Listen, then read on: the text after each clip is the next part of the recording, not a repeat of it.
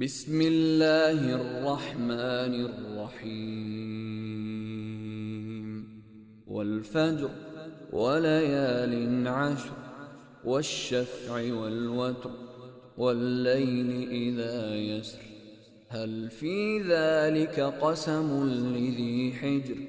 ألم تر كيف فعل ربك بعاد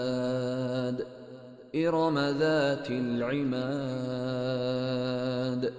التي لم يخلق مثلها في البلاد وثمود الذين جابوا الصخر بالواد وفرعون ذي الأوتاد الذين طغوا في البلاد فأكثروا فيها الفساد فصب عليهم ربك سوط عذاب إن ربك لبالمرصاد فأما الإنسان إذا ما ابتلاه ربه فأكرمه ونعمه فيقول ربي أكرمن وأما إذا ما ابتلاه فقدر عليه رزقه فيقول ربي أهانن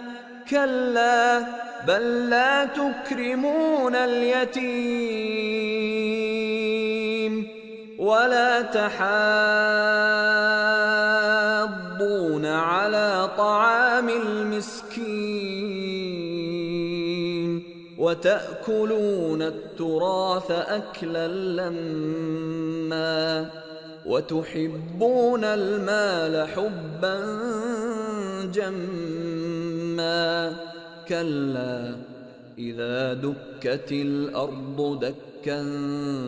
دكا وجاء ربك والملك صفا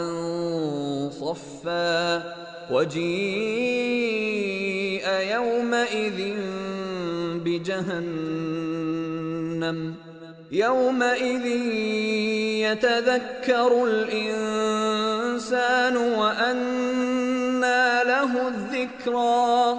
يقول يا ليتني قدمت لحياتي فيومئذ لا يعذب عذابه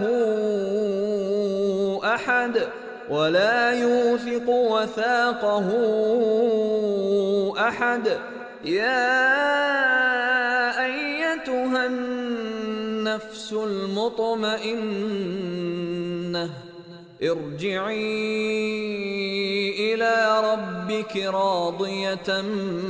مرضية فادخلي في عبادي وادخلي جنتي.